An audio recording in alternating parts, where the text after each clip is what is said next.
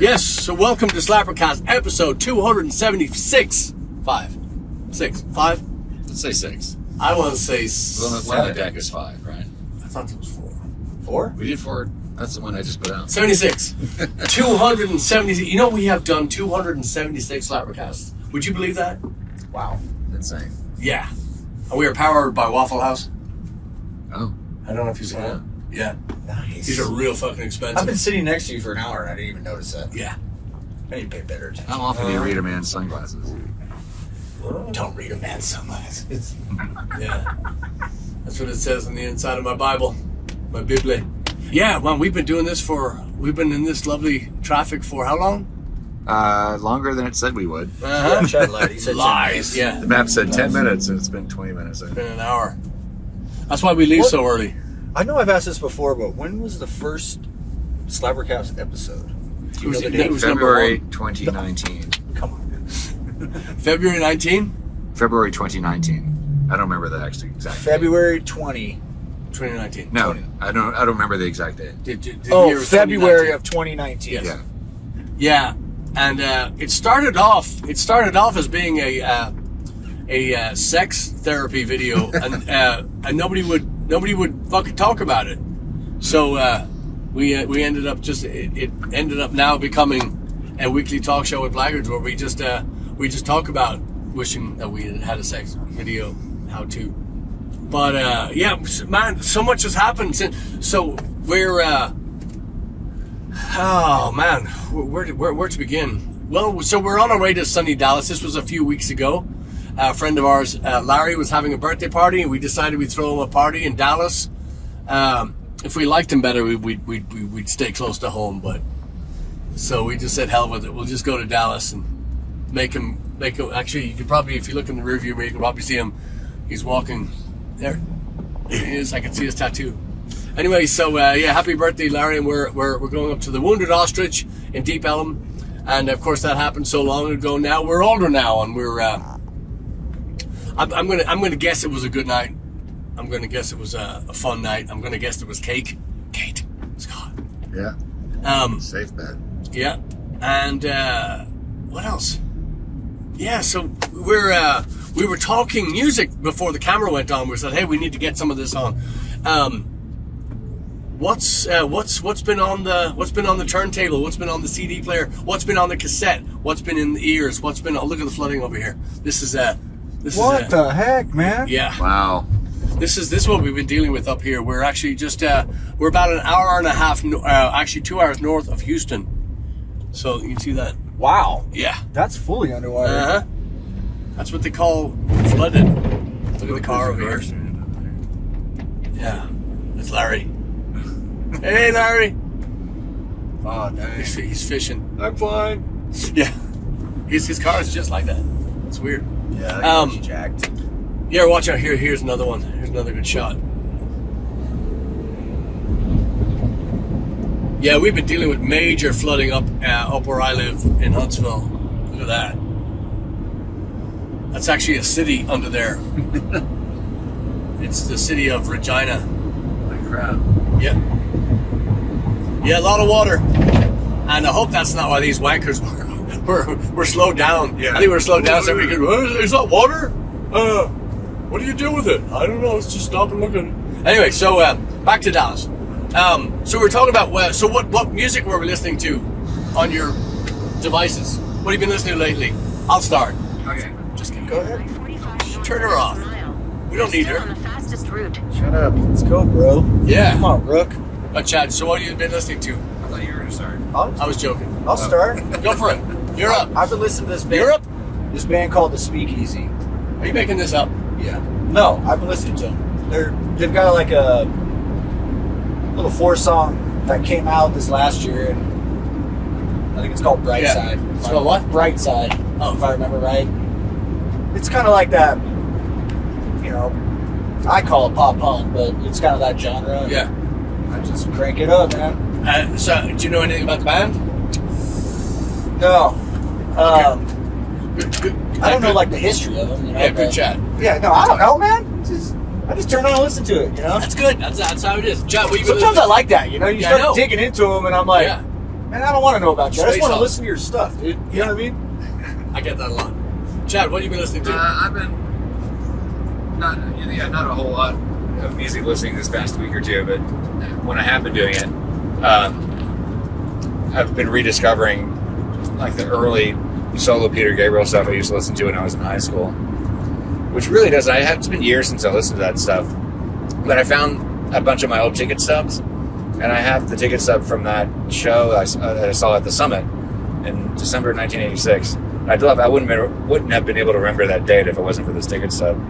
And that just set me on this journey, just remembering all this stuff, how much I was into that music at the time, and I still love it.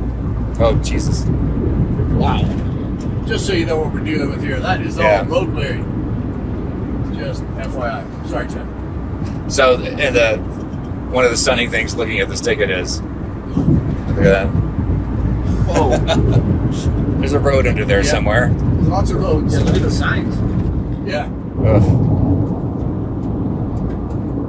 Fuck you, Bunkies.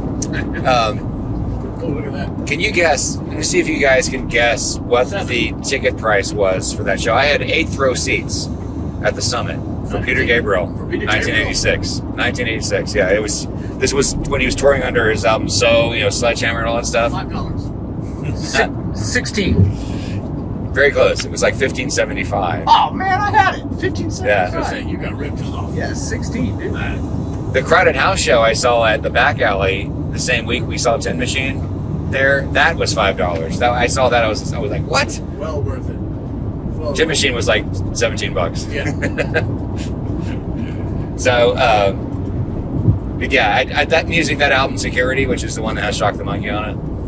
I still listen to that stuff now, and it's surprising to me how much it's like, it kind of gets me going. I'm like, oh yeah, that was one of the first things that really hooked me into wanting to do music. Was that, I mean, Talking Heads is what really pushed me over the edge there. But that music, there's been so many times in my life where I'm like, man, I don't know about this stuff, and I'll pull up that album and I'm like, God damn it, I fucking love this shit. I just love it. And I've talked about this before, but I love all the stuff that Peter Gabriel did up until So he kind of lost me with So. I still a great album, but it's his first 4 albums that I really love. I'm never gonna stop loving that stuff. So anyway, who's next? Yeah, I've been on the old school kick as well. I'm doing all week is actually in there right now is Saxon. I've just been on this new wave of British heavy metal kick.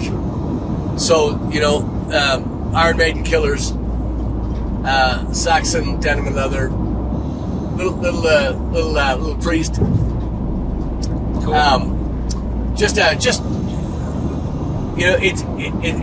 It's funny the stuff that steered your taste early on. I don't know if you ever. I'm only sidetracked because I saw a very funny clip. It was Jim Carrey doing Vanilla Ice, not in bed with having sexual relations. I mean, doing an impersonation of Vanilla Ice back in the day, and Jim Carrey fan or not, one thing is for certain. That guy is absolutely brilliant. I want this band to perform the way Jim Carrey performs every time. That's what I want. That's a lot to ask. That guy gives absolutely every muscle, every molecule. He contorts every fiber of his being for whatever bit he's committing to. What the hell are you talking about? Let me now digress. Let me come back. So, I wonder if there are people that listen to Mr. Van Winkle back then and were all into it and got the little buzz cuts in their hair and tried to talk funny and put their tongue all the way down to their tits when they danced. And now they're kind of like, oh, because I would be completely horrified if I had, given myself to a genre of music that had turned me into a twat for, Anyway, so it's funny to me that these bands, Iron Maiden, Sabbath, Saxon, who I've been listening to, it's funny how they direct your taste, how they steer you into different, whole other areas that you wouldn't necessarily know you liked. There's a lot of classical music borrowed in metal, in early metal. And I'm not talking about the Yngwie Malmsteen stuff where it's just blistering 100,000 notes per bar, every song. I'm not talking about that. I'm just talking about the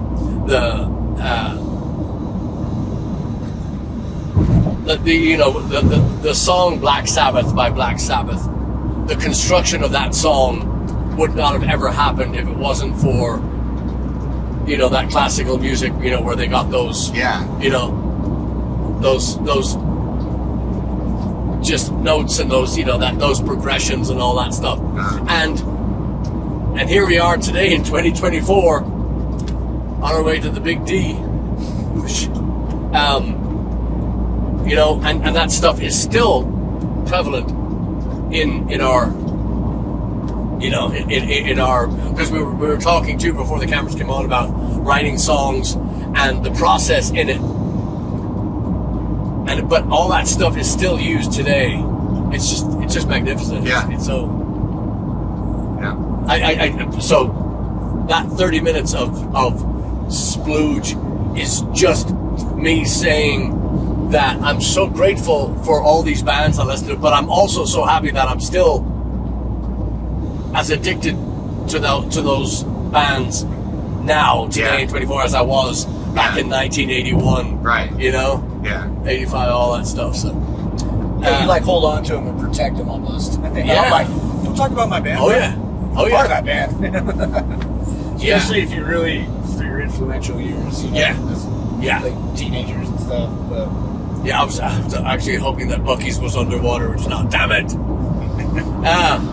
But yeah, it's really people get bent out of shape too when you talk about their bands. It's funny. Yeah. I posted as Blaggards under a somebody was criticizing David Lee Roth, who is the one true, that he's just the greatest frontman that ever lived. It's not up for debate. Although they're all debating it, they're masturbating it.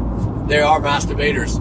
They're all giving the David Lee Roth is crap. He always has been. He says, no. And I haven't. I'm still waiting because it's still coming in. But they've just been crucified. I shouldn't have done it under Blaggards because it's not a. I didn't get the blessing of the band. But it's all right. They're just, and people are going nuts on it. And that's so awesome. I know, I love it. But my blessing. I do not give a fuck who you think the best frontman of all time is, because it could be Freddie Mercury, it could be Elvis, it could be somebody that we don't even know about. Imagine if Jim Carrey fronted a band, would he be good? I think he'd be pretty good. Well, it's important distinction. You're not talking about the best singer of all time, the best frontman. Frontman. I'm not talking about singer at all. But even still, was Freddie, because of his voice and his command of the stage? I mean, that's up for debate. Sure. And I wouldn't disagree. I wouldn't say you're wrong by thinking that. I understand that. However, Bruce Dickinson, who is, arguably a good singer, he is without question an incredible frontman. Oh yeah. Some people might not like his voice. They might blah blah blah, on and on. He is a tremendous, top of the line, unequaled, unparalleled frontman. End of story. That's it. Not up for debate. However, David Lee Roth, to me, changed rock and roll. He changed MTV. He changed the color of. Read his book, Crazy from the Heat. Amazing piece of literature. The guy's brain is unstoppable. So in what way did he change the business? He changed the colors of the videos. He changed the style of videos. When Hot for Teacher came out, when Panama, when all that stuff came out, he does tell a tall tale. There's no question. Yeah. But at the same time, he had his hands in and on, some ladies will agree, but he had his hands in and on everything. And every aspect of of Van Halen's career, he was involved in every single part of it. Is he responsible for the Eddie striped guitar? We don't know. He says yes, Eddie says no. Eddie's not here. I'm just going to go with I don't care. He is a brilliant frontman. He changed rock and roll by the videos, which MTV days, that's all there was, right? Right. MTV, Warrant, She's My Cherry Pie. Warrant were a huge band in MTV days. Why? Because they had a video. Were they a good band? No. Was their singer good? No. Another, I know you like these guys, but I'm sorry, I don't like them. But Papa Roach, I remember they came out, and I just remember just being horrified at the singer. I was like, you can't sing. He's like the guy from Korn. I said, what are you doing? You can't sing. Don't do that again. They did it again. But they were huge videos. Without the video, without the direction, the Diamond Dave direction, the 80s would never have been the same. They would not have been as gaudy without David Lee Roth. I'm convinced that the get up, I talked about Steel Panther being like a secret love of mine. I don't even care for the lyrics, although some of them are funny. I just think that their attitude, which is pure David Lee Roth, 100% David Lee Roth, and they're playing today in 2024, and they're still, they're amazing. They're great players. Sorry, does that bring back the memories? Yeah, that's what I was trying to go. Yeah. That was fucking memory. Yeah. Go ahead. So, David Lee Roth, across the board. So, and I put on there too that in my David Lee Roth thing, I had said that he is a god, and one of the Jesus freaks was on there, and he goes, wrong. He's not that. And I was so close to putting on all this drivel that I've been, yapping about David Lee Roth on there and saying, look, he created, tell me what your God created, except, don't mention the kid cancer, because we know. Anyway, so moving right along, he is definitely not the best singer that's ever walked in, but lyrics, attitude, style, video direction, monetizing, just one hell of a man, one hell of a businessman, and and an entertainer beyond, entertain, that whatever it's called, that scissor kick that he does off the thing, I saw that on the double sleeve, it was just him doing that kick over the mic. I was like, oh my God, yes, now and forever, amen. Yeah. So what did he say about Eddie's guitar? That it was his idea to do that? Yeah, Eddie was painting him different colors, and he was the Franken Strat. Eddie didn't like the Fender Stratocaster because it was too noisy. He liked the Gibson Les Paul humbucker pickup because it was quieter, and you could still get a lot of dirt out of it. You could get a lot of power out of it. So he put into the Strat body, he put the humbucker pickup, and he came up with the D tuner, the thing that I have on my. He was just incredible, a wizard with not just his playing and his tone and his approach to songwriting, but he was also a hell of a craftsman. He just butchered guitars to get what he wanted. I'm not going to go out and buy this. I'm going to make it, and I love that. That sounds like something you would do. So, fuck it. If they don't sell it, I'll take it. Make it. Yeah. So what did David say? He suggested what? Yeah, he suggested putting the tape on it and spraying it, and and doing it. So that's where I came from. So he said. It sounds like something that he would do. Yeah. When you read his book, when you read Crazy from the Heat,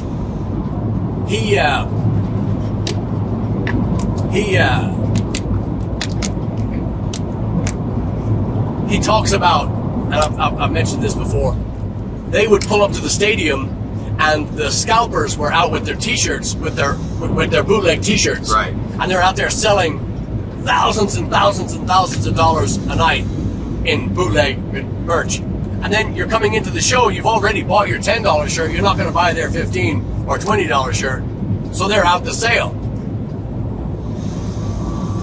David Lee Roth went into business with them. You know, because you're not going to stop them. Yeah. So he went in there and he said, we'll do this and blah, blah, blah. Had them working for him. That's genius. Yeah. You're like, come on. Yeah. Join the team, bro. Yeah. I like So that. How old was he when he was in that band? he was, I want to say he was like late teens when they started. But they started, we were talking about this as well before the cameras went on. How fucking long were we in this car? But they would go to these backyard parties, you know, these school get-togethers, and they would be the band, and wherever they were, the girls were. Wherever the girls were, the guys were. So they were just playing for. And again, in the book, there's so many stories of cops being called and the guys being, the parties being broken up, and I want to say they witnessed a murder too at one of the biker bars they played. It's a tremendous read, and it's such a time capsule, because those days are, any musician will tell you, and most punters will tell you too, about the music scene is so different. The days of I got off the phone with our friend Keith York. God dog! The mighty Keith York, any Houston musician, any Houston music fan that was out in the 80s and 70s would know this guy. I mean, he's still playing now. Tremendous fucking drummer. Sweetheart of a guy. Lucky enough to call him a dear friend. We are. He was talking about the show that we're playing, which now will also have been in the past. It was last week at Home Sweet Garden in Home Sweet Farm, a beer garden in Brenham, Texas. And he was talking about that place, and he goes, what time do you go on? 10? I go, no, we go on at 8. And he goes, God, no, what are you doing? He just can't get his head around it, because back in the day, the band goes on 10, 11 o'clock at night and plays till 2 in the morning. And he's going, what? And he just couldn't get that through his head. Anyway, so Van Halen, same thing. They would play for 5 hours a night. That's that many. 5 hours a night. And they would play all the hits. Again, another thing, whether you believe every word he says or not, you've got to understand the magnitude of this brain. He's just, his level of rock and roll knowledge, pop, soul, every kind of music. His knowledge of music, top to bottom, is unequaled anywhere. He's amazing. So what they would do is they would take the Billboard magazine and they would rip the category off the top 40 category. They'd rip it and they would learn the first 15, 20 songs on the list. You know, they would have to know those songs, and in doing so, they would play every event, everywhere, all the time. You know, that was the band. You wanted to have a good time, that's who you brought. Yeah. Was he a hard partier? Oh yeah. So that's what I mean. They Some all of the things where stories are probably put back together. You know what I mean? You see, I don't know if I'd go up against him on that. Where I think he lost it was his voice and his abilities. Now, like you wouldn't see him do that jump and that scissor kick now. However, he still moves and he still performs. Like he's got a great story in the book of his vocal coach back in the day, but he's also been a smoker his whole life. So that's where his voice has gone. He talks about his vocal coach, and his vocal coach was a performer back in the day, but was also a Holocaust survivor. And he said, hey, what's that thing tattooed on your... He said, that was my number, and I was a performer back in the day, and he said, I had to sing every night like my life depended on it, because if you didn't do it, good night, you were worthless. So that was his singing teacher, and he said, to this day, he said, I go out on stage and I sing like so, yes, his voice is not as, let's just say, hasn't got close to the range that he used to have. That shriek, that David Lee Roth shriek, never heard it before Dave or after Dave. Yeah. That's been it. But his performance, yeah, you can say that, you're a little disappointed because he doesn't sound like he used to. He smoked his lungs away. He smoked his vocal cords completely out of this fucking universe. Yeah. I hate when people say that too. He's also older, man. You're gonna change. Yes. You're gonna. Dude, you can't stay your kid forever. Things are gonna change. Yeah. It's funny. However, you listen to bands when you were young, and you listen to their voice, and Yeah. 6 albums later, 25 years later, you're like, dude, it's like they grew up. Yeah. Yeah. Give me a singer that you listen to now that you just wish still had his chops from back in the day. And I'll put forward too that Bruce Dickinson of Iron Maiden is singing better now in 2024 than he was in the 80s. Yeah. And Because he probably didn't smoke, or at least he probably quit smoking, right, a long time ago. Right? I don't think he ever smoked.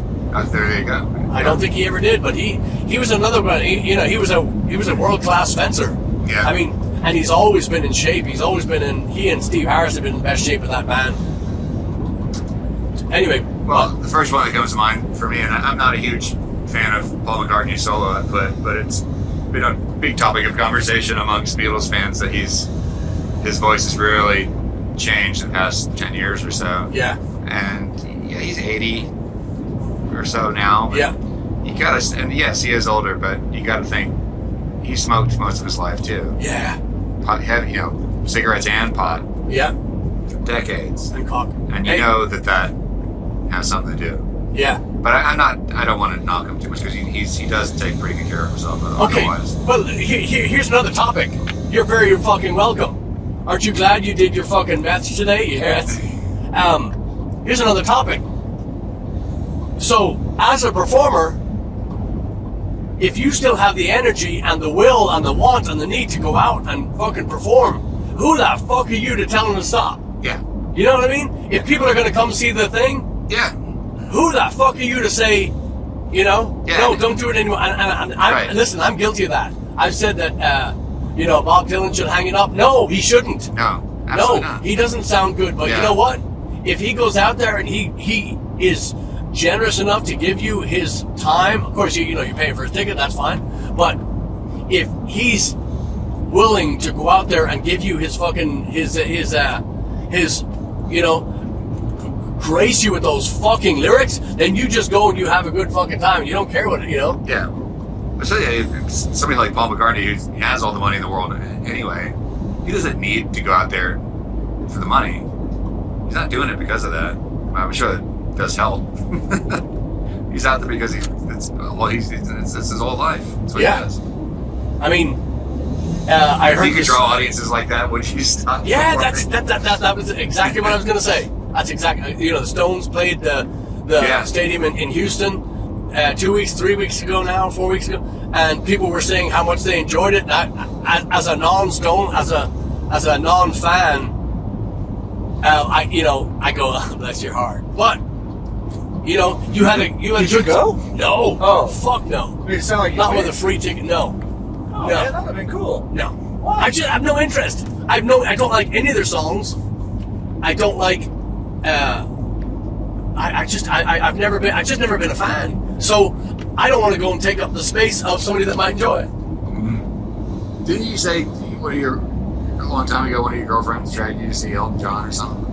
Oh, was it Elton John? Yes, you know the one that I went to to buy the Isuzu Trooper with. That wasn't her. Was it really? Might not have been her.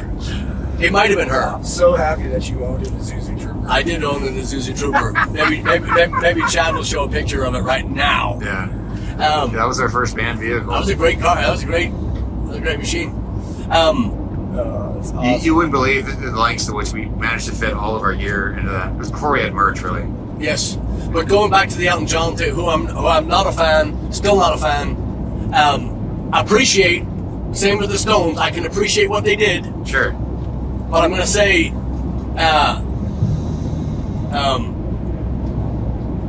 that Elton John show was one step above watching a cabbage grow.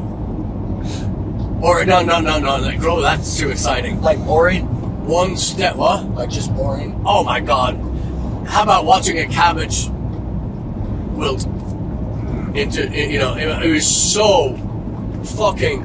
And then this guy comes out. His name is Ray Cooper. I don't know if he's.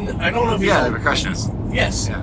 I don't know if he's still alive or not. Yeah. But Ray came out and brought the fucking fire. This little bald guy. Who was the guy that did the Astrodome ads? The little bald guy, or David Letterman's. Paul Schaefer. Yeah. No. Melman. Bud Melman. Yeah, Bud Larry Bud Melman. Yes. That's what Ray Cooper looked like. He came out, this little bald guy in a suit. And I was like, oh great, more boredom. And he started fucking, just with a tambourine. And then a tambourine and the chimes. And then a tambourine and all this shit. And he fucking brought the fire. Yeah. And then he left. And I know, I don't want to go. And he fucking left. He didn't play in Elton's band? No, that was the Elton John show.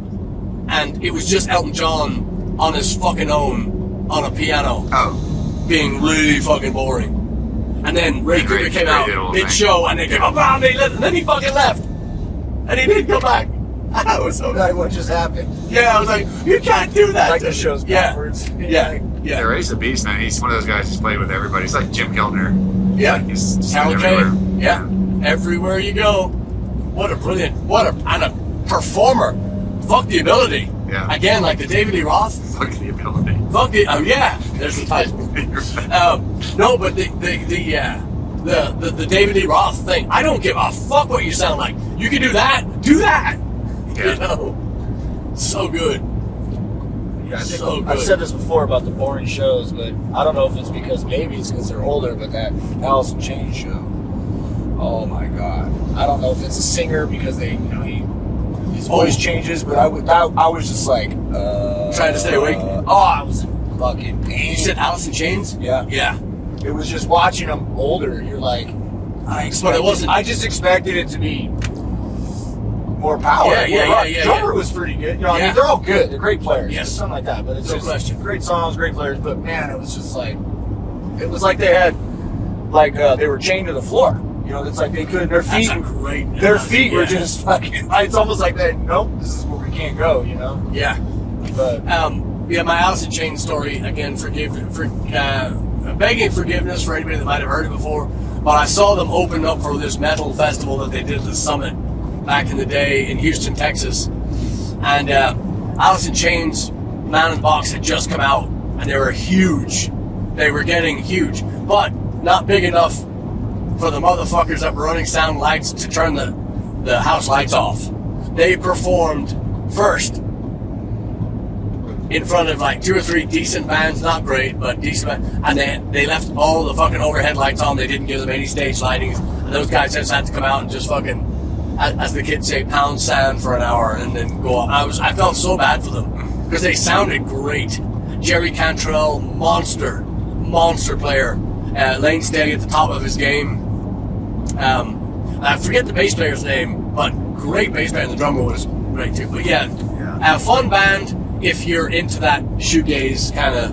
Yeah. You know, it definitely no. I have to look up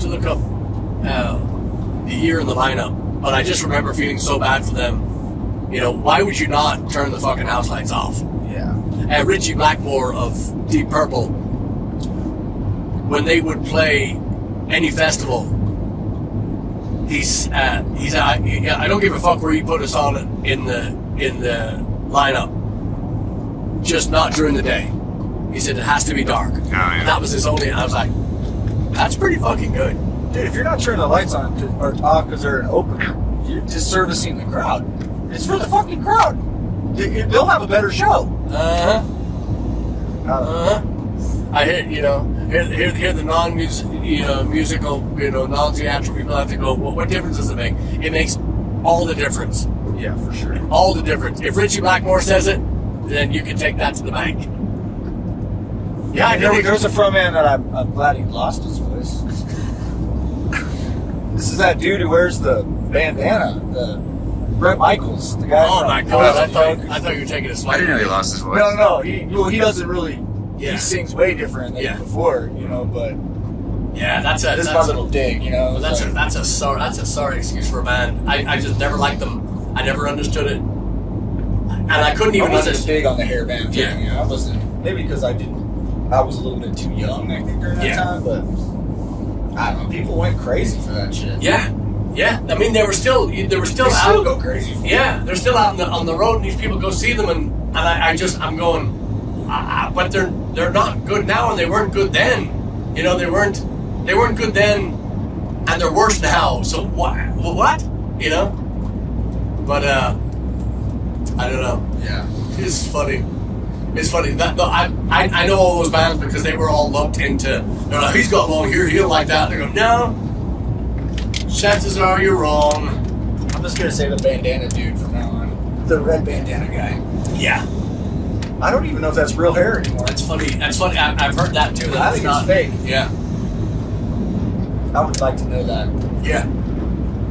I'll ask him. Yeah. I'll call him up. People call him. Hey, bro. Yeah. So what's on the what next? What else we got? That was that. I didn't expect to get that riled up. Yeah, that was fun. Ready to You're go. on fire. I'm like, man, just do your thing. Yeah. Waffle House classes. That's what it is.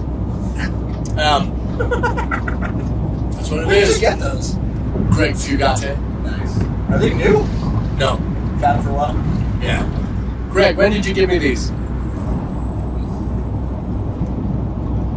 Have you worn them before in here? Probably, most likely not. Most likely not. My big regular glasses, I sat on them. What? I sat on them. Uh-oh. Yeah, so I got these. Alright, let's wrap it up. Let's wrap it up. SlapperCast episode 276. We appreciate you listening. Thank you so much. And be sure to check out those Ireland videos and tell us what you think. Yeah. Also, put in there too, we want to know from you, not in the Patreon, thank you Patreon, but not in the Patreon comments, in the regular comments on YouTube or in Facebook or any of those places. We want to know from you who the best frontman of all time is, in your opinion. Question, answer, hit it now. And don't be afraid. You can type in Boston Cream. Oh, God. It's not too... Oh, sorry. Freudian slip.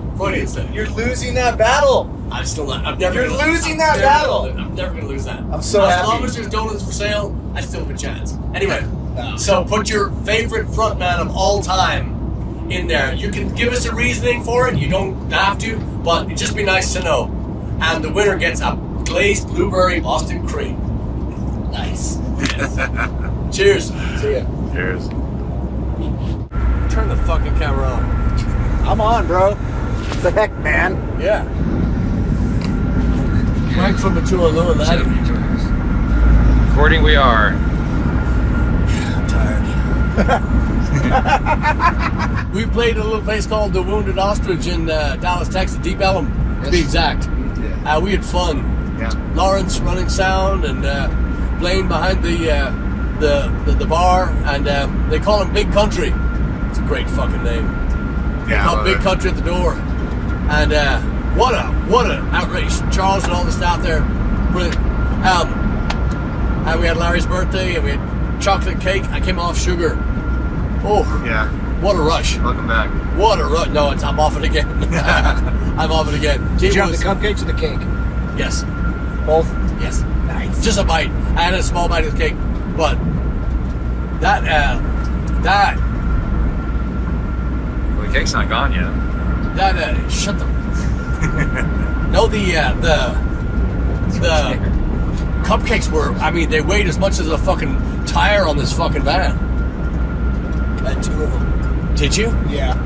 Yeah, There was 2 in the thing, and I go, Good. can I have both of these? And nobody really answered, so I was like, oh, I said yes. I had to. You did? I said yeah. I looked around, I'm like, you were right there, but I'm like, Yeah. I'm having it. So. No, I told Kate, I said, you got to get them away from Chad. They will be gone. I said, he's like a pelican. He's going, he doesn't even breathe. Yep, they're gone. He does the rapper Yeah. too, just the whole thing. Yeah.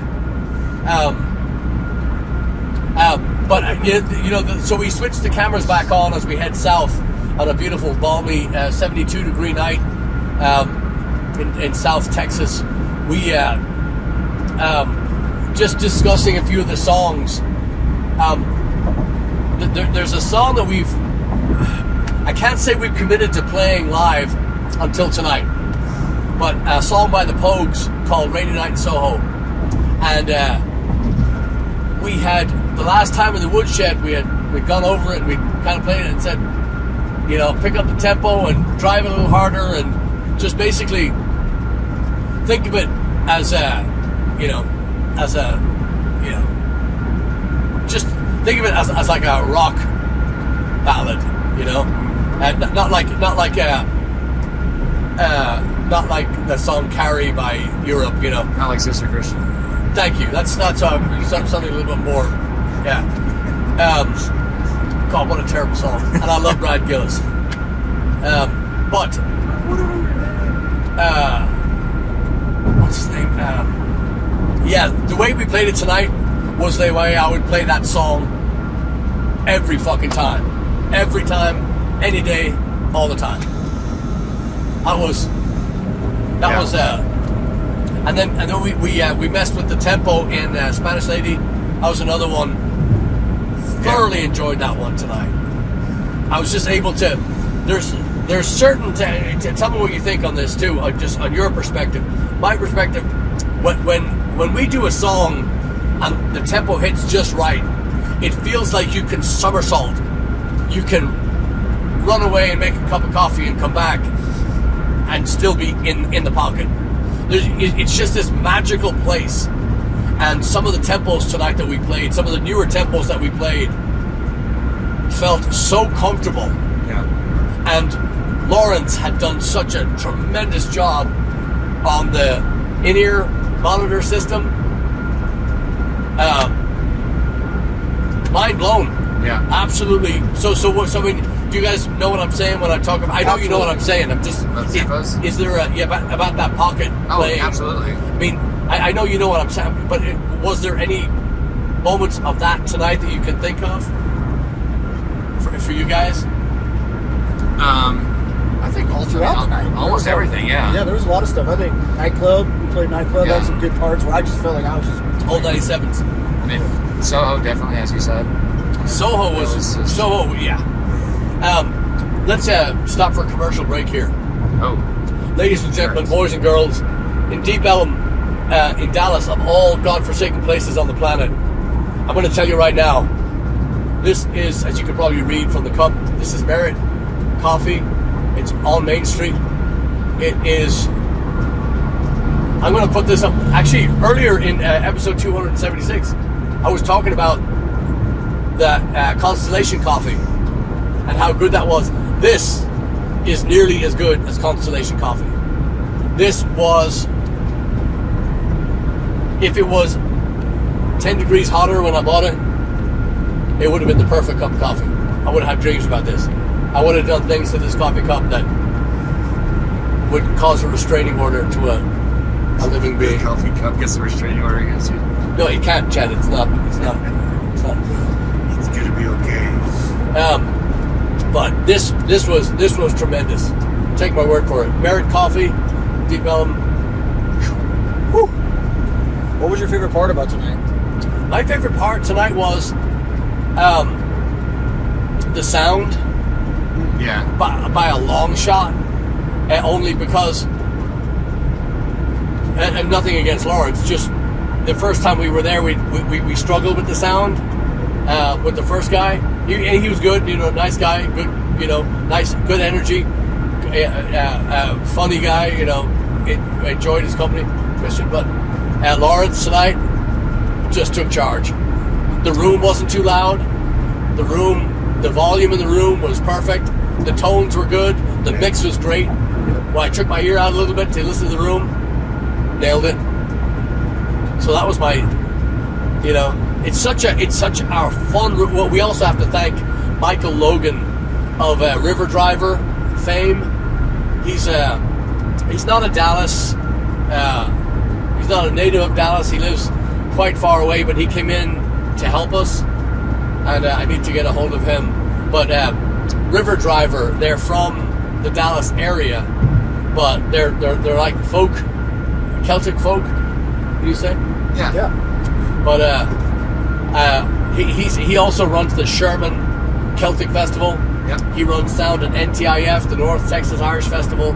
He is renowned in these parts for. Yeah. He's everything. He's got 30 kids. He's got 10 jobs. I mean, the guy he's like Turbo. He just doesn't stop. I mean, really, you don't have 30 kids. You've only got 20. But he's got. I better step it up. Yeah. I got my favorite part. What's your favorite part? I think it was the last small block that we played. So we had to, all of a sudden, we would just check the time, and we were like, oh my God, 2.5 hours was gone. And I signaled you to the time, and you were like, we had to stop, and you had to run out, we had to get the car taken care of, and then we came back in and just crushed another 4 songs. That was my favorite part. Yeah. Yeah, because we came back in, and I just had so much fun. I was like, oh man, we're stopping, let's just keep going. Yeah. No, I was the same way. I didn't want to stop. Yeah. I didn't want to stop. My shirt wanted to stop. My shirt was fucking drunk with sweat. Chad, what was your favorite part? Don't say the women's bathroom. That same moment when we had to stop, and people were cheering. That table of 3 Aggie guys.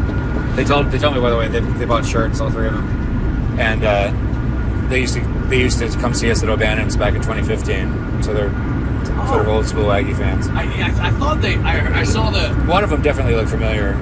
I saw them singing along the words, and I was like, do they really know the words? Or because I couldn't see. When they started chanting on that break, when we hit by the stop, they were chanting, "Know thee, know thee." Oh, nice. The drum kit. Yeah, that was my favorite moment. Thank you, SJC. Yeah. Yeah, that's good stuff. We saw, like we said, we celebrated Larry's birthday. We saw a bunch of our friends. But I will say, and I know you agree because we talked about it. But that place needs to be built. We need to figure out how to get back, how to how to just build up that area. It's such a lively block. The area is such a hub for that young crowd. Yeah. And there's a lot of places we had surmised that there was a lot of places with no cover charge, and we were charging a cover because it really does take. I know you're looking around, you're saying this can't take much to get to Dallas, but it does. It costs a lot. It's a lot of time, and it's not. I would love to go up there and just play for free, get people in there, and just get to. But at the same time, we can do something.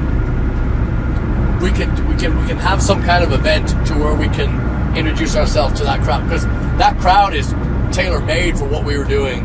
And you could tell as they walk by the bit, like I said, Lawrence didn't sometimes people go, it's a rock club. I won't mention any places in Wichita, Kansas, but some places have it so fucking loud that we've seen friends of ours come a long way to see us play, and they're in there and they're getting crushed by the sound. They'll stay for a while, and then they have to leave. That wasn't the case tonight. People were still able to talk, but they heard every fucking word. Yeah. And my gauge for that is, as I've said 1,000 times, if I change a lyric and they hear it instantaneously, Yeah. that's a good sound man. Yeah. Yeah. Yeah. I thought it was great. And I just, like I said, those new tempos that we tried, that was mission accomplished. That was, I know we've only said it 10,000 times, but, this is episode, whatever episode this goes in, we're going to start delivering clips from the woodshed. Yeah. Meaning, we're going to take you, I think Patreon's already got it, but we're going to take the rest of you in with us, and we're going to show you some of these songs, maybe A-B them, this is how we did it, this is how we do it, That'd be cool. Yeah. Yeah, what I mean, That'd be fun. but I just, like I said, there's so much stuff is being elevated, energy, content, everything's just been, we're just putting a lot into it. Do some local practice. Yeah, show them that. That was good. That stuff was good. We have that on tape, don't we, Chad? We do, yeah. Stick it on the record machine. Stick it on the record machine. Stick it on the record machine. No. So obviously we didn't practice that much, but I did it. word to your shoe. Yeah, I didn't hear it. My freaking foot itches, man. Oh, look, can it after you sing? I got bit up. We had another ad pile tonight. No. Oh man, that was crazy. Yeah. Where was that? At the party? No, T-Bone Tom's. Oh God. How does T-Bone Tom's import ants for the drummer? No, all of a sudden I'm like, oh god. It was like a couple on my arm. I'm like, oh shit. Yeah. As we were playing, I'm like, oh my god, I got ants on me. I was trying to get them off. I mean, it you wasn't sure? a lot, but I had about, there's probably 20 on me. Are you sure it wasn't the crabs? Was that the same show as all those moths or whatever there was Yes. just flying in our face? Yes. Yeah. Yeah, so I'm like, as we're playing, I'm like, Yeah. Just don't hit it with the stick. That would hurt. yeah. I was trying to make it work. No, that's not the worst. I think there's been little moments, where I knocked the mirror down behind me. That one show, but that was when I was a kid. Yeah, that was yeah. Yeah. I remember that one. I remember you told us that one. Oh my god! You smashed the whole fucking wall Yeah, behind you. it was like a mirror wall, Yeah. and then it came down. Oh my god! I was like, fuck! Oh god! That scared me, dude. Was that in California? Las Vegas. Las Vegas, I knew that. Yeah. Good stuff. And then the car in Galveston. Oh God. That didn't. That's got to be a song. Yeah. That's got to be a song. It wasn't as bad, but it was as close as I wanted it to get. Like I don't want it to be any closer than that. Another beeline, but you know what? I'm not crazy about that modern country song, those kind of the genre. The stuff that they call country now. But Wounded Ostrich tonight in Dallas, Texas. I enjoyed the music that they had, the overhead music that they had. I don't think there was a song that I was like, I don't want to, Well, they did Low Places, and it was I don't like, mind that. Yeah, no, it was like, kind of outlaw country-ish kind of stuff. It was light. Yeah. Outlaw country light, but there was some good shit in there. Even the modern stuff, I was like, it's not terrible. It's it's that Bucky's. We call it that Bucky's country. You're going, Jesus Christ is the Lord, and these, they're trying to sneak, Bible studies into their fucking songs, or there's David Allen Coe and some other name. Yeah, they had Earl, they had, but just good stuff. Yeah. Just good stuff. I wish we could have recorded tonight. Tonight is going to be one of those nights that I hope we get it again, but I want to thank PCP Clinic in Huntsville, Texas. Those guys, whatever they've done, whatever medication they've given me, I have not felt this good since my 20s. Wow. I'm telling you, it's just it's life changing. Yeah. My breathing, my energy, just it's amazing what can happen when you take a little bit of care of yourself. Yeah. So anyway, we wanted to switch this back on and just include you all in this. And like I say, thank you for listening to our SlapperCast, and I can't wait to see you on the road. We've got some cool shit coming up. Stay close. Blaggards.com. All right. Bye. Cheers.